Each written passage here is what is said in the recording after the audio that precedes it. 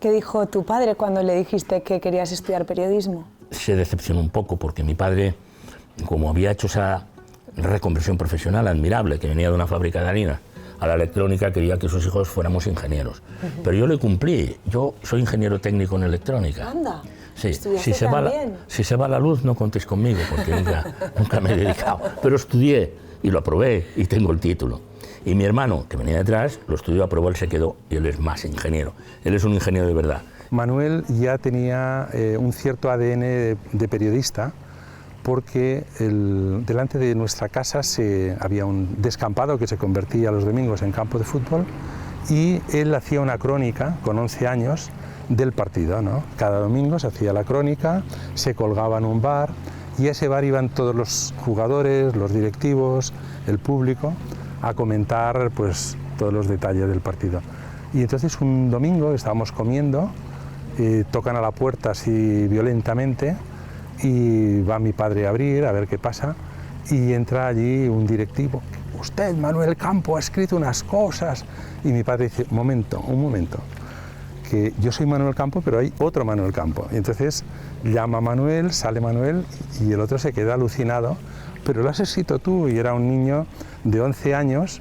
Entonces, bueno, luego al final se hicieron unas risas. Ahí se ve su capacidad, primero de síntesis, y su capacidad de riesgo, que escribe la crónica y que tiene, digamos, el arrojo de publicarlo, aunque sea colgado en un bar, y se compromete con ese contenido, pues ya implica un poco su tendencia hacia el periodismo, ¿no? Porque estudiaste ingeniería, estudiaste periodismo, pero estás contando que en París estabas estudiando sociología. Sí, estudié sociología, una maestría, que no terminé porque eran 2 años, yo solo pude tener excedencia del periódico 1, pero luego recuperé e hice el doctorado en España, o sea que soy doctor en sociología en el Departamento de Economía Aplicada. Y eso me ha ayudado mucho porque con el periodismo conoces las noticias, ves de dónde salen, etcétera y tal, pero la sociología te ayuda a analizarlas, ¿no?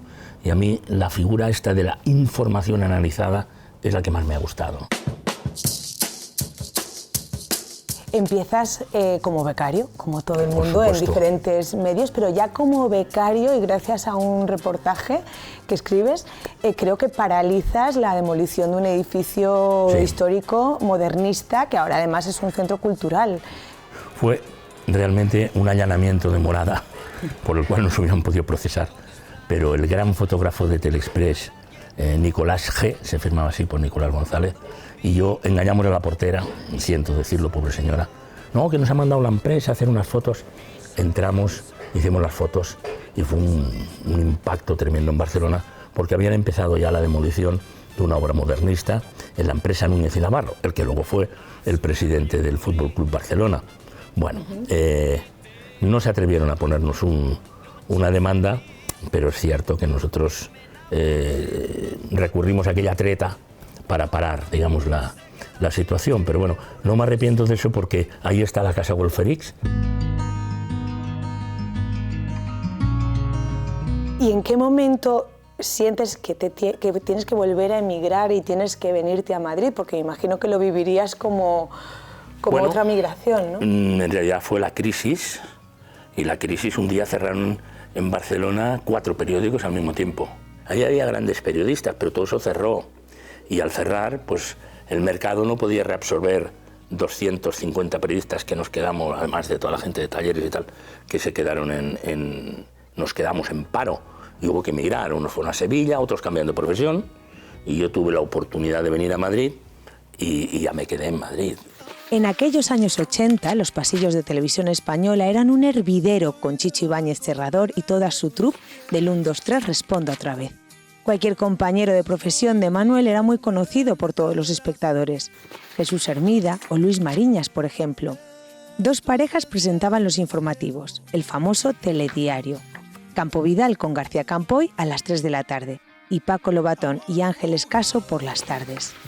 Estuve en un programa que se llamaba El Testigo, en Televisión Española, y luego al final me pidieron que fuera el director del Telediario de las 9, pero no encontramos a nadie para presentar.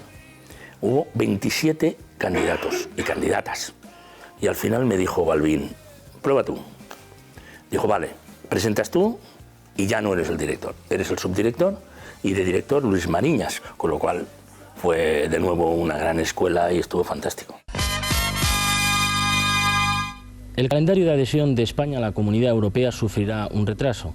Las previsiones eran que estas negociaciones de adhesión estuvieran culminadas el próximo 30 de septiembre. Yo era estudiante de periodismo y fui con un grupo de compañeras a Televisión Española a una visita. En la visita estaba previsto que nos enseñaran los platós en aquel momento donde grababa Torrebruno, pero estudiamos periodista para ejercer de periodistas informativos y intentamos acceder a más y no nos dejaron, y ya cuando nos íbamos de repente dije, si el que viene por ahí es el del telediario, ay, se lo decimos, no, digo, se lo digo yo. Entonces me lancé y le dije, mira, es que somos esto, y no me dejó terminar, estaba muy acostumbrado, vení conmigo, y nos hizo acompañar durante toda la jornada la elaboración de un informativo hasta que se emitió a las 9 de la noche.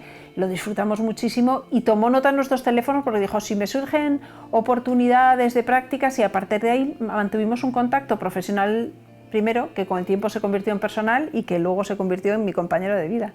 Para mis hijos yo creo que ha sido muy determinante el contenido de las conversaciones familiares. Es verdad que Manuel y yo éramos dos periodistas muy vinculados a la información diaria, manejábamos información de primera mano por nuestros distintos trabajos y la intercambiábamos en la mesa. Entonces es verdad que nunca fui consciente de hasta qué punto nuestras conversaciones domésticas eran un poco diferentes, pero de vez en cuando algún amigo de mis hijos presente le comentaba a mis hijos, jo, ¿qué cosas habláis en tu casa? Porque claro, en mi casa no sé qué.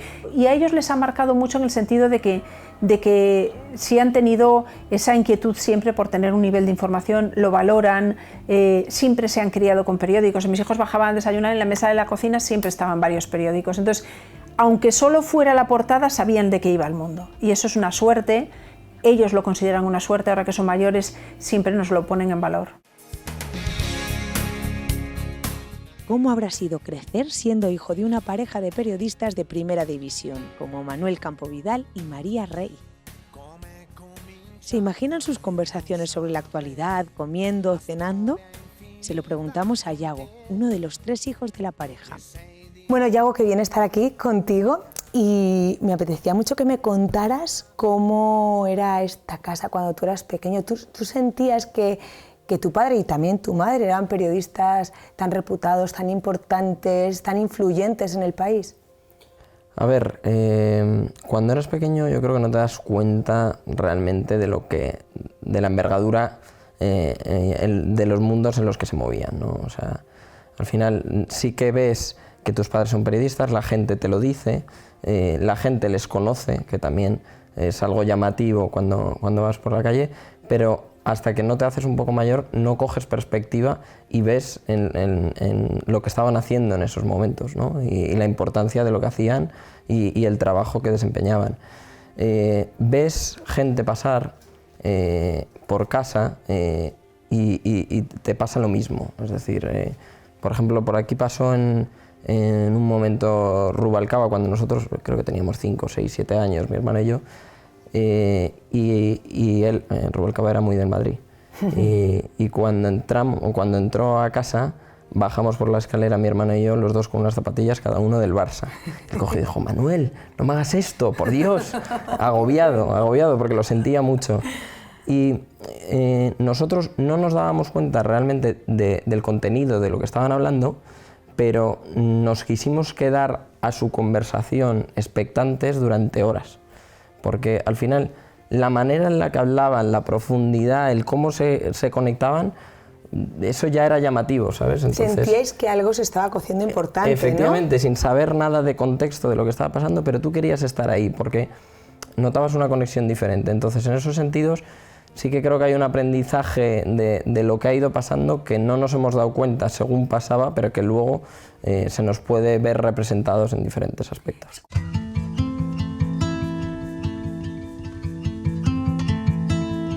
Es verdad que no hemos sido ninguno periodistas. Mi hermana mayor sí que estudió periodismo, hizo Derecho y Periodismo, pero los pequeños, los que íbamos viendo hacia dónde tirar, nos encontrábamos un poco con la duda, con la conversación, y siempre desde casa nos habían avisado de que el mundo en el que ellos empezaron a ser periodistas no era el mundo en el que nosotros íbamos a ser periodistas, ¿no? Con la entrada de las tecnologías, etcétera, redes sociales, cómo se iba degradando la profesión directamente, ¿no? Entonces, claro, ahora lo veo y sí que hay algo que te pica del mundo del periodismo y todo, pero creo que elegimos bien y nos aconsejaron bien en ese caso. Es verdad, lo que decían, ¿no? Ahora hay una rapidez con las redes sociales, con la tecnología, en la que no es ese trabajo tan artesano que hacían ellos, ¿no? Y tan profundo.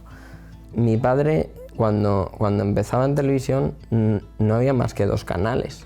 Creo que por donde se comunicaba antes se cuidaba mucho más, y al no haber tanta competencia se buscaba la información fiel. Ahora tienes que competir como el árbol que tiene que ser más alto para conseguir más luz, pues en este sentido también tienen los medios que pelearse por esa atención y por esos resultados y visualizaciones, ¿no? ¿Qué legado crees que ha dejado también para la sociedad española? En la democracia tú tienes diferentes polos que tienes que unir y que tienes que consensuar. Entonces, fuera de lo que es el momento televisivo donde se recoge un debate, que es lo que la gente ve antes de ir a votar, ahí hay un trabajo muy importante de gestionar las diferentes posiciones y llevarlas a un consenso para que eso pueda suceder. Creo que él de alguna manera ha hecho un poco como de nexo suave y cordial entre unas posiciones en otras para que pudiese llevarse ese acto de un debate democrático, el primero y los que han ido siguiendo, ¿no? Porque ha sido un gran mediador. Efectivamente. Dicen que el periodismo es la más maravillosa escuela de vida.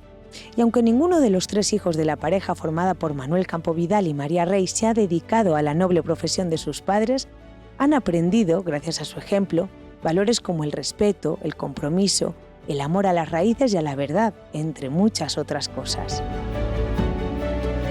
Yo hay una cosa que tanto mi madre y mi padre siempre les he agradecido, les agradezco por mí y por mis hermanos, es que nos han hecho entender que estamos aquí, la suerte que tenemos y ayudar a la gente que no la tiene y hacer por ello.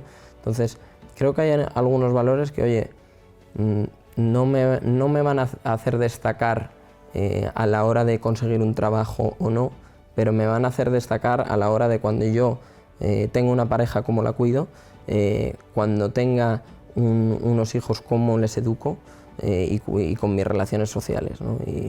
Y en ese sentido, hablando más de mi padre, él en muchas situaciones, yo lo veo ahora que soy más mayor, se ha comportado como un caballero, o sea, como un auténtico caballero.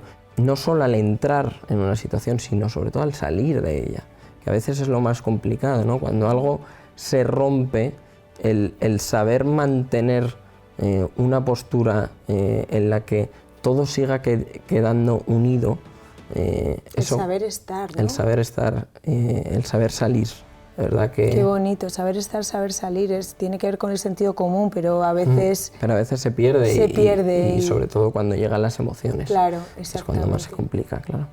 Menudo legado bonito, ¿eh? Sí. Que tenéis que mantener. Y el que nos queda. Y el que os queda, exactamente.